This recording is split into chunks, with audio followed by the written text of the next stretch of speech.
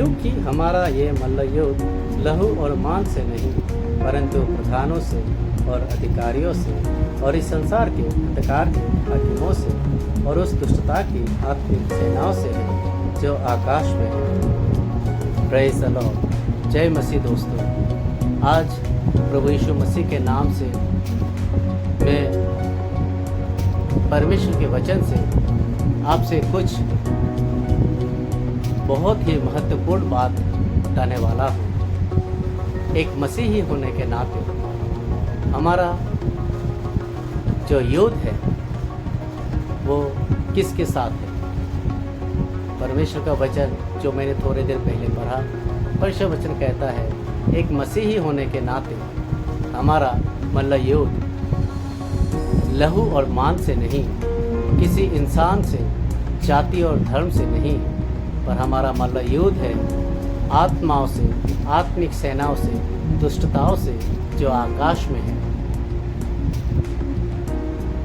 तो आज इसी बारे में मैं आपसे बताने वाला हूँ कि क्यों मसीहियत में, मसीही परिवारों में, कलीसियाओं में और मसीही राज्य और देशों में लहू और मांस की लड़ाइयाँ हमें देखने को मिलती हैं।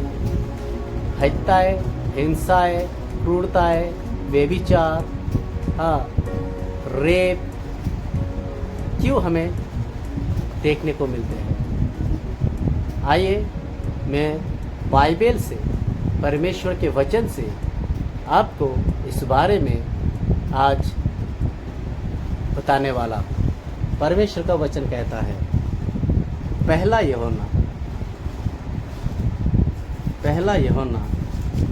अध्याय 2 के पद 15 से लेकर 17 में, तुम ना तो संसार से और न संसार में की वस्तुओं से प्रेम रखो। यदि कोई संसार से प्रेम रखता है तो उसमें पिता का प्रेम नहीं है, क्योंकि जो कुछ संसार में है अर्थात शरीर की अभिलाषा और आँखों की अभिलाषा और जीविका का घमंड, वो पिता की ओर से नहीं परंतु संसार ही की ओर से है।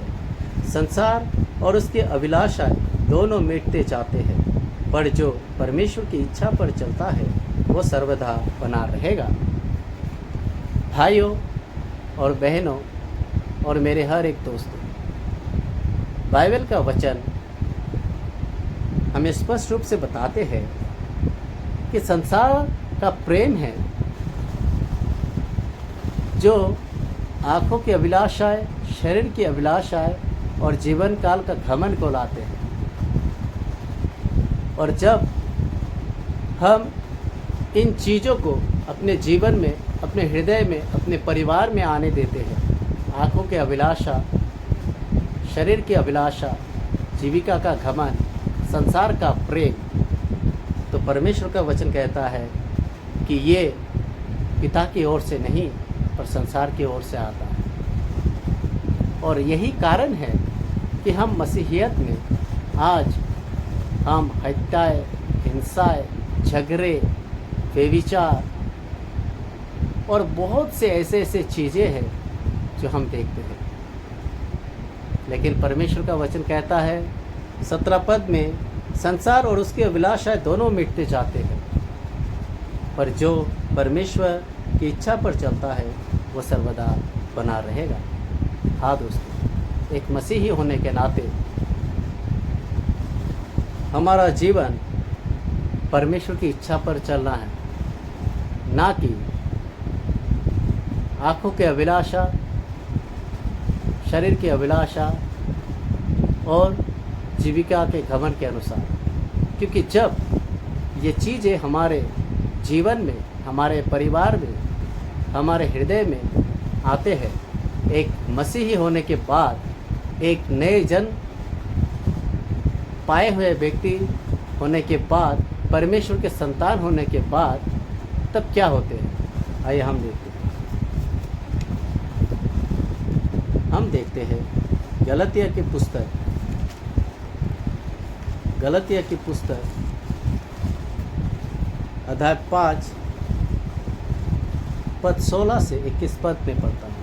इसमें लिखा है, पर मैं कहता हूँ आत्मा के अनुसार चलो तो तुम शरीर के लालसा किसी रीति से पूरी ना करोगे, क्योंकि शरीर आत्मा के विरोध में और आत्मा शरीर के विरोध में लालसा करता है, और ये एक दूसरे के विरोधी है, इसलिए कि जो तुम करना चाहते हो वो न करने पाओ। और यदि तुम आत्मा के चलाए चलते हो तो व्यवस्था के अधीन ना रहे। शरीर के काम तो प्रकट है, अर्थात व्यभिचार, गंदे काम, लुचपन, मूर्ति पूजा, टोना, बैर, झगड़ा, ईर्ष्या, क्रोध, विरोध, फूट, विरोध, डाह, मतवालापन, लीला क्रीड़ा और इनके जैसे और काम हैं। इनके विषय में मैं तुमसे पहले से कह देता हूँ, जैसा पहले कह भी चुका हूँ, कि ऐसे ऐसे काम करने वाले परमेश्वर के राज्य के वारिस ना होंगे। परमेश्वर की महिमा हो दोस्तों, कि परमेश्वर का वचन हमें स्पष्ट रूप से दिखाते हैं कि जब आँखों की अभिलाषा, शरीर की अभिलाषा, जीविका का घमंड और संसार का प्रेम हमारे जीवन में, हमारे परिवार में और हमारे हृदय में प्रवेश करते हैं, तो वे किस तरह के काम को प्रकट करते हैं? हाँ, वे प्रकट गलतिया अध्याय 5 के 19 से 21 पद के अनुसार ये सब चीज़ें जो कि व्यभिचार है, गंदे काम, लुचपन, झगड़ा, ईर्ष्या, वे सब प्रकट करते हैं। और इसीलिए आज हम मसीहियत में और मसीही राज्य में और मसीही लोगों के जीवन में, परिवार में, कलीसिया में, देशों में ये सब चीज़ें हम देख रहे हैं, क्योंकि हम परमेश्वर के आत्मा के अनुसार नहीं, पर हम शरीर के अनुसार चल रहे हैं। लेकिन परमेश्वर का वचन हमें स्पष्ट रूप से कहता है गलतिया के अध्याय के 5 अध्याय के पद 16 में, पर मैं कहता हूँ आत्मा के अनुसार चलो तो तुम शरीर के लालसा किसी रीति से पूरी ना करोगे। हाँ दोस्तों, आत्मा के अनुसार चलने का मतलब है, बाइबल का वचन इसी अध्याय में पद 22 को पढ़े। यहाँ पर लिखा है, पर आत्मा का फल प्रेम, आनंद, शांति, धीरज, कृपा, भलाई, विश्वास, नम्रता और संयम है। ऐसे ऐसे कामों के विरोध में कोई भी व्यवस्था नहीं। और जो मसीह यीशु के हैं, उन्होंने शरीर को उसके लालसाओं और अभिलाषाओं समेत क्रूस पर चढ़ा दिया है। यदि हम आत्मा के द्वारा जीवित हैं तो आत्मा के अनुसार चले भी। हम घमंडी होकर ना एक दूसरे को छेड़े और ना एक दूसरे से डाह करें। हाँ दोस्तों, परमेश्वर का वचन कहता है कि आत्मा के अनुसार चलने का मतलब है प्रेम में चलना, आनंद में चलना, जो कि परमेश्वर का आनंद है, और शांति में चलना, धीरज में चलना, कृपा में चलना, भलाई में चलना, विश्वास में चलना, जिसके बारे में बाइबल में कहता है, संत पौलुस ने कहा कि हम देखने के द्वारा नहीं पर विश्वास से चलते हैं, क्योंकि हमारे जो पूर्वज हैं, जो परमेश्वर के वीर कहलाते हैं, वे विश्वास में चलकर परमेश्वर की प्रतिज्ञाओं के वारिस हुए थे और लोगों के जीवन में भलाई को करते थे। और नम्रता में चलना और संयम में चलना, और परमेश्वर वचन कहता है ऐसे ऐसे कामों के विरोध में कोई भी व्यवस्था नहीं। हालेलुया। तो दोस्तों, परमेश्वर का वचन हमें स्पष्ट रूप से बताते हैं कि जब आँखों की अभिलाषा, शरीर की अभिलाषा, जीविका का घमंड और संसार का प्रेम हमारे जीवन और हमारे हृदय में प्रवेश करते हैं, तो हमारा जीवन मानसिक जीवन हो जाते हैं। हम एक मानसिक मसीही बनते हैं, ना कि आत्मिक मसीही। और परमेश्वर नहीं चाहता कि हम मानसिक मसीही बने, परमेश्वर चाहता है कि हम आत्मिक मसीही बने। और आत्मिक मसीही कभी भी किसी का बुराई नहीं करता, ना किसी का हत्या करता है, ना व्यभिचार करता है, ना लूचपन में चलता है, ना झूठ बोलता है। जैसे कि गलतिया के पुस्तक अध्याय 5 के पद 20 में हमें देखने को मिलते हैं। मैं आपसे इतना ही कहना चाहता हूँ एक मसीही होने के नाते, कि अगर आप विश्वास करते हैं कि यीशु मसीह आपके पापों के कारण उस क्रूस पर बलिदान हुआ और अपने जीवन को दिया, अपने शरीर को तोड़ दिया, अपने लहू को बहाया और मुर्दों में से तीसरे दिन जी उठा। और जी उठने के बाद उन्होंने कहा कि अब स्वर्ग और पृथ्वी का सारा अधिकार मेरे पास है, मृत्यु और परलोक की चाबी भी मेरे पास है, इसलिए जाओ सारे सृष्टि के लोगों को सुसमाचार सुनाओ, ताकि जो कोई भी विश्वास करेगा उसका उद्धार होगा, पर जो विश्वास नहीं करेगा उसको दंडा दिया जाएगा आखिरी के दिनों में, जब परमेश्वर न्याय करने आएगा। और देखो, मैं इस जगत के अंत तक सदैव तुम्हारे संग संग हूँ, यीशु मसीह ने कहा था।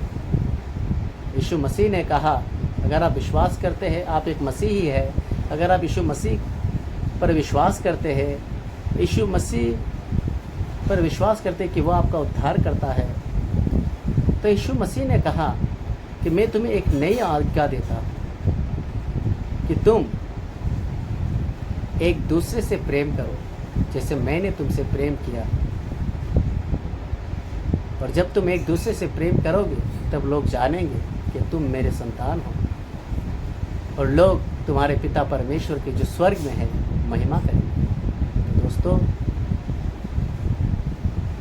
क्या आप परमेश्वर के महिमा के कारण हैं?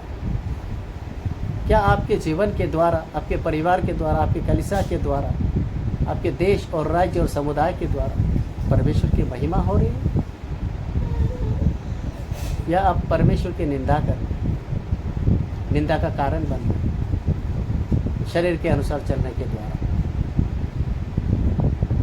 दोस्तों, अब आपको सतर्क हो जाने का समय है। अब आपको नींद से जागने का समय है। अपने आँखों को इस संसार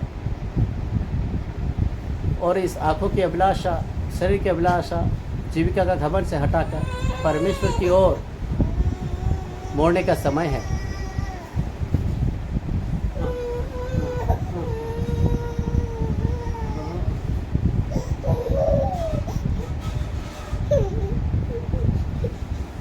मेरी प्यारी बेटी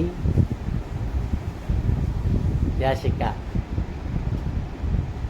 परमेश्वर की वरदान है।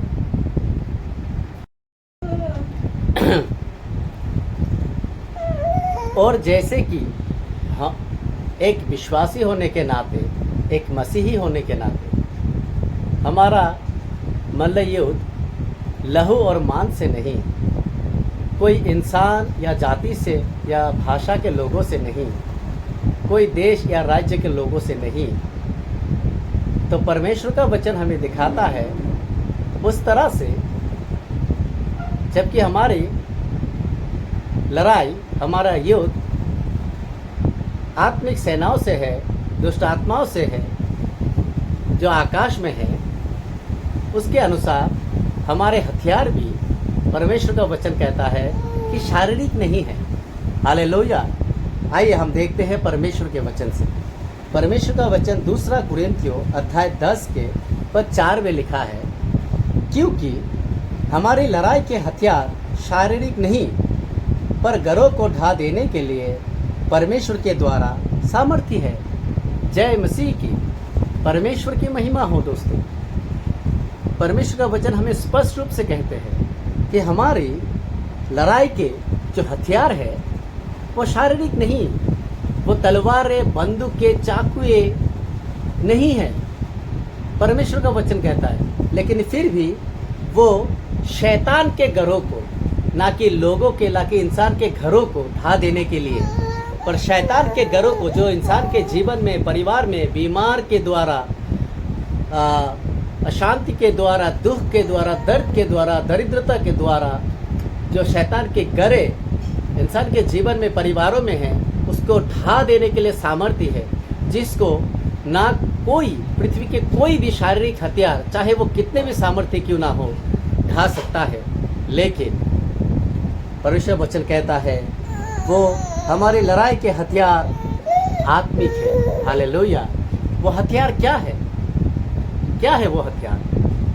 परमेश्वर का वचन जब हम पढ़ते हैं इफिसियों के पत्री को, जब हम इफिसियों के पत्री को पढ़ते हैं उसमें लिखा है कि वो है विश्वास, वो है परमेश्वर का वचन, वो हमारे आत्मिक हथियार है। और परमेश्वर का वचन कौन है? बाइबल का वचन कहता है यूहन्ना अध्याय 1 में कि आदि में वचन था, वचन परमेश्वर के साथ था और वचन ही परमेश्वर था।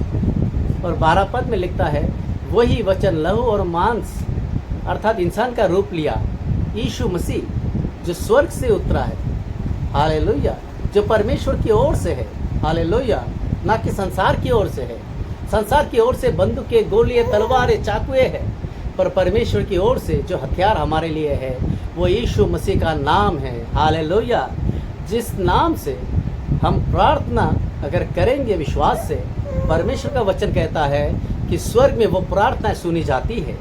और जब हम उस नाम से प्रार्थना करेंगे, परमेश्वर का वचन कहता है कि अगर उस नाम से हम प्रार्थना करके हम कुछ स्वर्ग में बंद करेंगे, पृथ्वी पर बंद करेंगे, तो वो स्वर्ग से भी बंद किया जाएगा, स्वर्ग की सामर्थ्य से। और जब यीशु मसीह के नाम से प्रार्थना करने के द्वारा हम इस पृथ्वी पर हमारे देश और राज्य पर आशीष को खोलेंगे, तो परमेश्वर का वचन कहता है कि वो स्वर्ग से खुला जाएगा।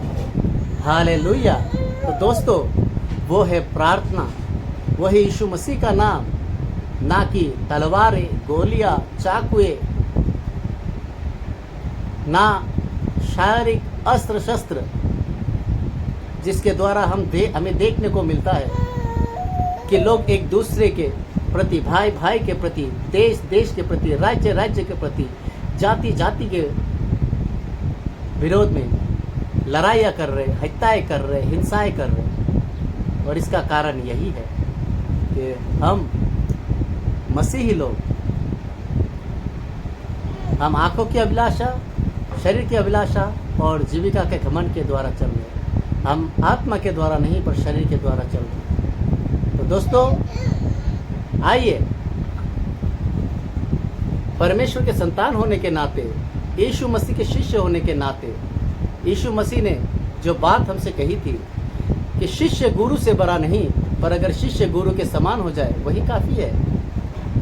जैसे यीशु मसीह ने कहा था कि शैतान के कार्य को लुप्त करने के लिए मनुष्य का पुत्र अर्थात यीशु मसीह प्रकट हुआ, उसी तरह यीशु मसीह ने कहा कि जैसे पिता ने मुझे भेजा, मैं भी तुम लोगों को भेजता हूँ, मसीहों को, इस देश में, राज्य में, जातियों के बीच में, ताकि हम जो जो कार्य यीशु मसीह करते थे, अंधों को दृष्टि, लंगड़ों को चलाते थे, गूंगों को बोलने की सामर्थ्य देते थे, बीमारों पर हाथ रखते थे, बीमार चंगे हो जाते थे, लोगों के जीवन में भलाइयाँ करते थे, मुर्दों को जिलाते थे, वे कामों में हम लगे, ताकि स्वर्ग में हमारे परमेश्वर पिता की महिमा हो।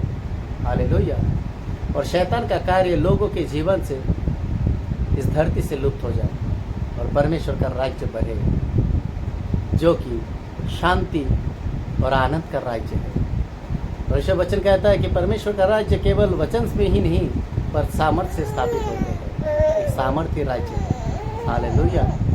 और उसको आप मानसिक कार्य के द्वारा, हत्या और हिंसा के द्वारा, मांस के कार्य के द्वारा उसको कमज़ोर ना करें। हालेलुया। परमेश्वर आप सबको आशीष दे। जय मसीह।